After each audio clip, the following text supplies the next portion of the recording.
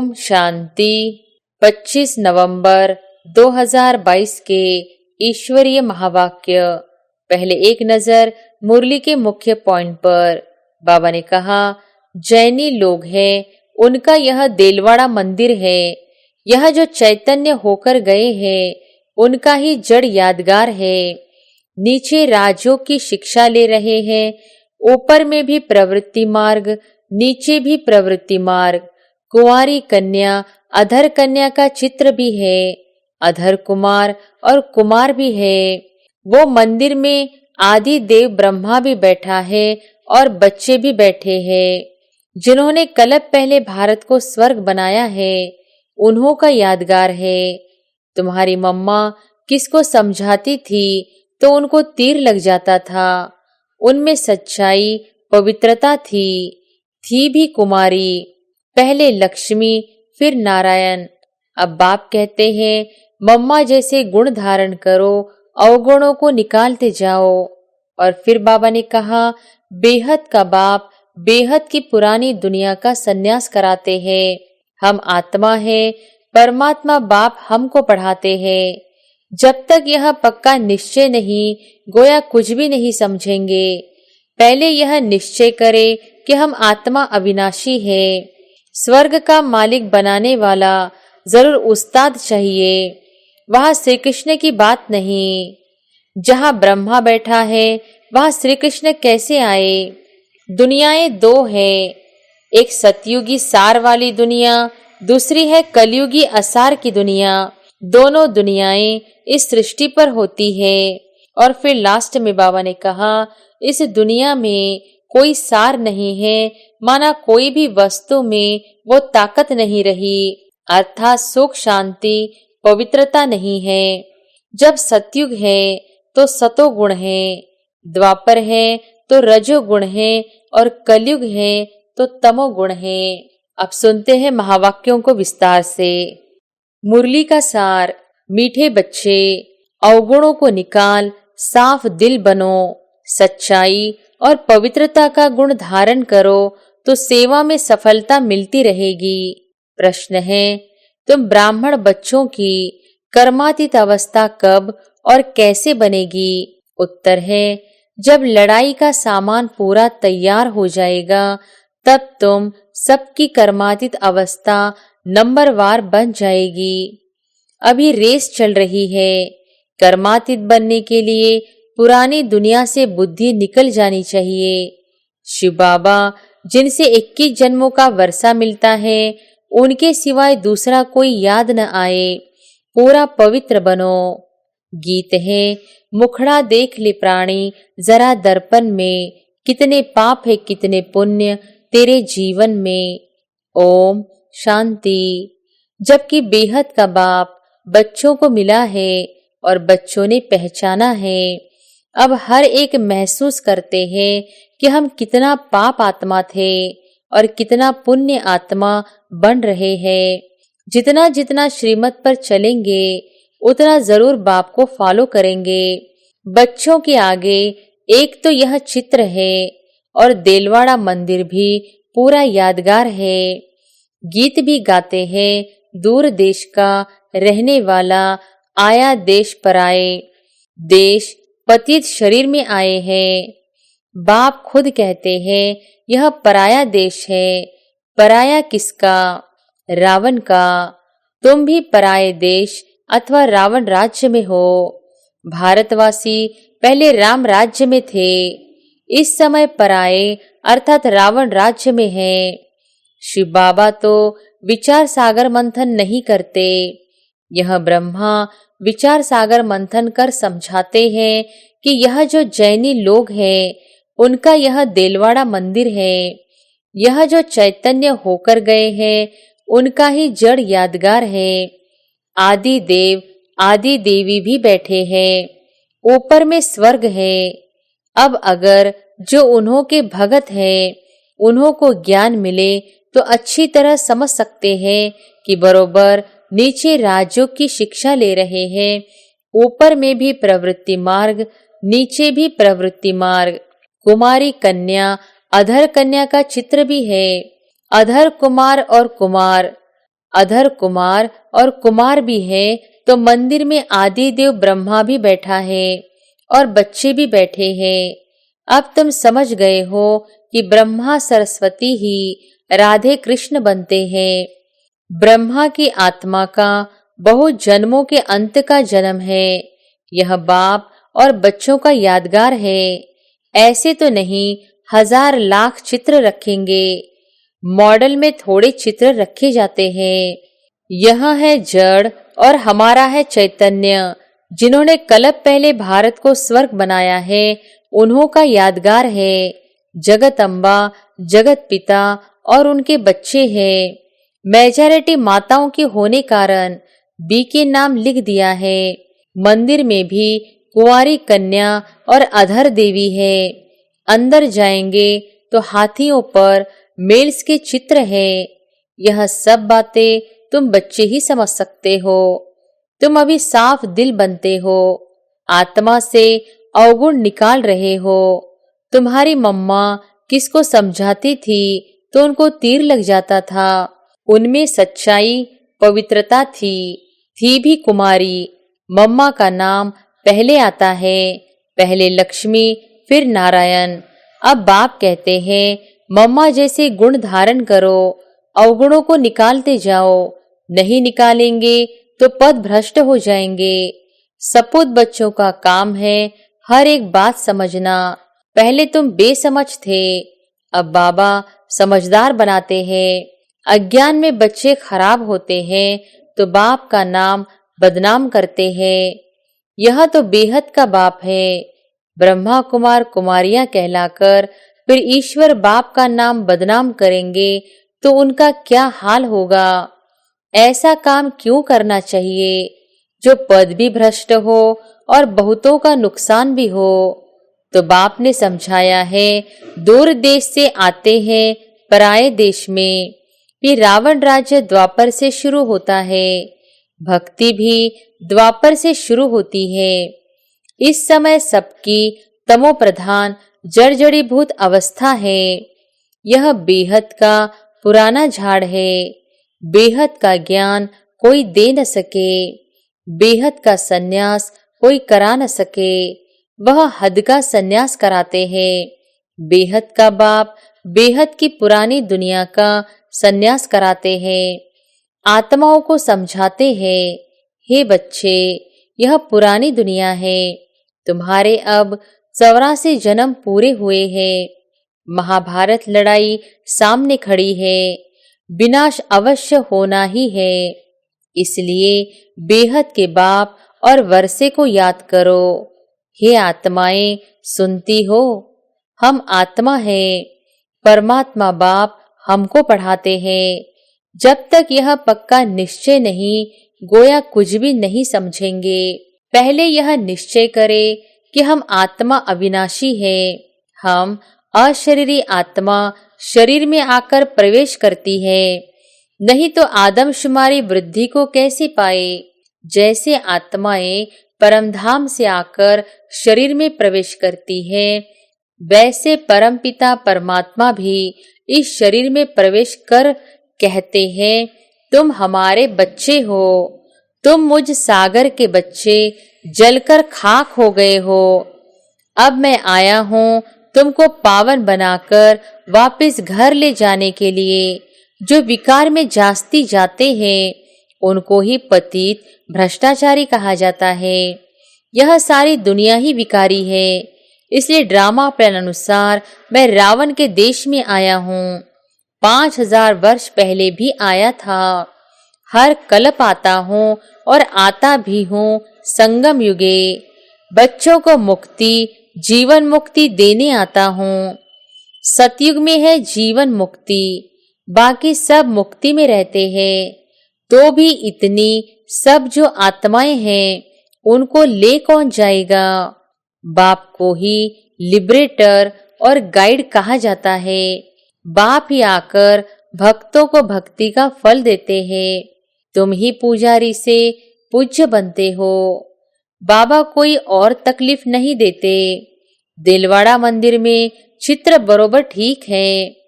बच्चे योग में बैठे हैं। उन्हों को शिक्षा देने वाला कौन है? परमपिता परमात्मा का चित्र भी है। शिव बाबा ब्रह्मा द्वारा सतयुग की स्थापना कर रहे हैं।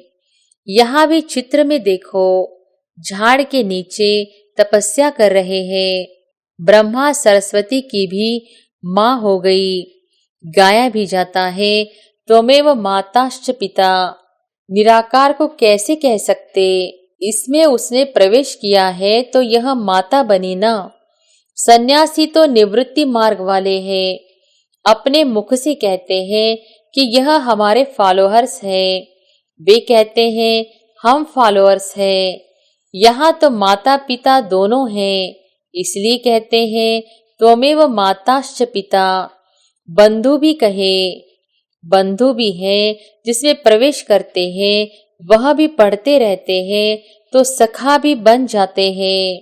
शिव बाबा कहते हैं मैंने ब्रह्मा द्वारा एडॉप्ट किया है। तुम राजयोग सीख रहे हो। शिव बाबा को अपना शरीर तो है नहीं। वहां मंदिर में लिंग रखा है। दिलवाड़ा का अर्थ कोई समझ न सके। अधर कुमारी, कुंवारी कन्या भी है। सिखलाने वाले शिव का भी चित्र है। स्वर्ग का मालिक बनाने वाला जरूर उस्ताद चाहिए। वहां श्री कृष्ण की बात नहीं। जहां ब्रह्मा बैठा है वहां श्री कृष्ण कैसे आए? श्री कृष्ण की आत्मा तपस्या कर रही है सुंदर बनने के लिए। अभी वह शाम है। ऊपर में बैकुंठ के सुंदर चित्र खड़े हैं। ब्राह्मण ब्राह्मणियां ही फिर देवता बनेंगे। तुम्हें ऐसा बनाने वाला सबसे ऊंचा है, तो यह देलवाड़ा मंदिर भी सबसे ऊंचा है। तुम बच्चे ज्ञान तो सबको देते हो, लेकिन कई समझते हैं कि ज्ञान में आकर पति पत्नी दोनों साथ रहते पवित्र रहे, यह तो बहुत बड़ी ताकत है। परंतु यह नहीं समझते कि यह सर्वशक्तिमान बाप की ताकत है। बाप देखो स्वर्ग की कितनी भीति देते हैं। बच्चे पवित्र बनो तो स्वर्ग के मालिक बन जाएंगे। माया के तूफान तो बहुत आएंगे।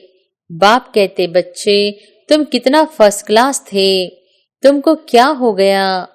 बाबा झट बताएंगे। इस समय ब्राह्मणों की माला में नंबरवार कौन कौन है, परंतु सब कायम नहीं रहेंगे। कमाई में दशाएं बैठती है ना। किसको राहु की दशा बैठती है तो फिर छोड़ चले जाते हैं पुरानी दुनिया में। कहते हैं हमसे मेहनत नहीं होती है। बाबा को याद नहीं कर सकते। नहीं कहने से नास्तिक बन जाते हैं। दशाएं फिरती रहती है। माया के तूफान आने से ढीले हो जाते हैं। अगर भागंती हो गया तो समझेंगे शाम बन गया। यहाँ आते हैं सुंदर बनने। तुम ब्राह्मण कुल वाले शाम से सुंदर बन रहे हो। यहाँ बहुत जबरदस्त कमाई है। बच्चे जानते हैं मम्मा बाबा लक्ष्मी नारायण बनेंगे। बच्चे कहते हैं बाबा हम भी आप जैसा पुरुषार्थ कर जरूर तख्त नशीन बनेंगे, वारिस बनेंगे। परंतु फिर भी ग्रहचारी बैठ जाती है। चलन भी अच्छी चाहिए। तुम्हारा धंधा है घर घर में संदेश पहुंचाना कि शिव बाबा को याद करो तो विकर्म विनाश होंगे। विनाश सामने खड़ा है। तुम निमंत्रण देते रहो। तुम्हारी दिन प्रतिदिन वृद्धि होती जाएगी। सेंटर खुलते जाएंगे। यह इतना बड़ा मकान भी कम पड़ जाएगा। आगे चल कितने मकान चाहिए। ड्रामा में आने वालों के लिए प्रबंध भी जरूर चाहिए। बच्चे अपने लिए सब कुछ कर रहे हैं तो बच्चों को बेहद की खुशी होनी चाहिए। परंतु माया घड़ी घड़ी बुद्धियोग तोड़ देती है। अभी माला बन नहीं सकती। अंत में रुद्र माला बनेगी, फिर विष्णु की माला बन जाएगी। बाबा कितना अच्छी रीति समझाते हैं। अंबा के मंदिर के आगे भी अपना सेंटर होना चाहिए जो सबको समझाया जाए। तो अभी यह ज्ञान ज्ञानेश्वरी है, वहां भी भीड़ मच जाएगी। तुम सिर्फ काम करो, पैसे छम छम कर आ जाएंगे। ड्रामा में पहले से नूंदा हुआ है। तुम 10 सेंटर खोलो, बाबा ग्राहक दे देंगे, परंतु सेंटर ही नहीं खोल सकते। कलकत्ते जैसे शहर में तो बहुत सेंटर खुलने चाहिए। हिम्मते बच्चे, मददे बाप, किसको भी टच कर देंगे। काम तुमको करना है। बहुरूपी के बच्चे, तुम बहुरूप धारण कर यह सर्विस कर सकते हो। कहाँ भी जाकर बहुतों का कल्याण कर सकते हो। जैनियों की भी सर्विस करनी है। बहुत अच्छे बड़े बड़े जैनी हैं, परंतु बच्चों की इतनी विशाल बुद्धि नहीं है जो सर्विस करे। कुछ देह अभिमान रहता है। अच्छा, मीठे मीठे सिकिलधे बच्चों प्रति माता पिता बाप दादा का याद प्यार और गुड मॉर्निंग। रूहानी बाप की रूहानी बच्चों को नमस्ते। धारणा के लिए मुख्य सार। पहली पॉइंट, बाप का बनकर माया के वश नहीं होना है। कर्मातीत बनने का पुरुषार्थ करना है। बाप को भूल नास्तिक नहीं बनना है। दूसरी पॉइंट, बुद्धि से बेहद का संन्यास करना है। बेहद खुशी में रहकर विशाल बुद्धि बन सेवा करनी है। वरदान है, दिल की समीपता द्वारा सहयोग का अधिकार प्राप्त कर उमंग उत्साह में उड़ने वाले तीव्र पुरुषार्थी भव। दिल की समीपता द्वारा सहयोग का अधिकार प्राप्त कर उमंग उत्साह में उड़ने वाले तीव्र पुरुषार्थी भव। जो बच्चे दूर बैठे भी सदा बाप के दिल के समीप है, उन्हें सहयोग का अधिकार प्राप्त है और अंत तक सहयोग मिलता रहेगा। इसलिए इस अधिकार की स्मृति से कभी भी न तो कमजोर बनना, न दिल शिकस्त बनना, न पुरुषार्थ में साधारण पुरुषार्थी बनना। बाप कंबाइंड है, इसलिए सदा उमंग उत्साह से तीव्र पुरुषार्थी बन आगे बढ़ते रहना। कमजोरी व दिल शिकस्तपन बाप के हवाले कर दो। अपने पास सिर्फ उमंग उत्साह रखो। स्लोगन है, श्रीमत के कदम पर कदम रखते चलो तो संपूर्णता की मंजिल समीप आ जाएगी। जगदम्बा मातेश्वरी जी के अनमोल महावाक्य। पहली पॉइंट, सतोगुणी, रजोगुणी, तमोगुणी, यह 3 शब्द कहते हैं। इसको यथार्थ समझना जरूरी है। मनुष्य समझते हैं यह तीनों गुण इकट्ठे चलते रहते हैं, परंतु विवेक क्या कहता है? क्या यह तीनों गुण इकट्ठे चले आते हैं व तीनों गुणों का पाठ अलग अलग युग में होता है? विवेक तो ऐसे ही कहता है कि यह तीनों गुण इकट्ठे नहीं चलते। जब सतयुग है तो सतोगुण है, द्वापर है तो रजोगुण है और कलयुग है तो तमोगुण है। जब सतो है तो तमो रजो नहीं, जब रजो है तो फिर सतोगुण नहीं है। यह मनुष्य तो ऐसे ही समझकर बैठे हैं कि यह तीनों गुण इकट्ठे चलते आते हैं। यह बात कहना सरासर भूल है। वो समझते हैं जब मनुष्य सच बोलते हैं, पाप कर्म नहीं करते हैं, तो वो सतोगुणी होते हैं। परंतु विवेक कहता है जब हम कहते हैं सतोगुण, तो इस सतोगुण का मतलब है संपूर्ण सुख, गोया सारी सृष्टि सतोगुणी है। बाकी ऐसे नहीं कहेंगे कि जो सच बोलता है वो सतोगुणी है और जो झूठ बोलता है वो कलयुगी तमोगुणी है। ऐसे ही दुनिया चलती आती है। अब जब हम सतयुग कहते हैं तो इसका मतलब है सारी सृष्टि पर सतोगुण सतो प्रधान चाहिए। हाँ, कोई समय ऐसा सतयुग था जहाँ सारा संसार सतोगुणी था। अब वो सतयुग नहीं है। अभी तो है कलयुगी दुनिया, गोया सारी सृष्टि पर तमो प्रधानता का राज्य है।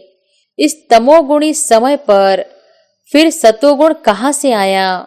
अब है घोर अंधियारा जिसको ब्रह्मा की रात कहते हैं। ब्रह्मा का दिन है सतयुग और ब्रह्मा की रात है कलयुग, तो हम दोनों को मिला नहीं सकते।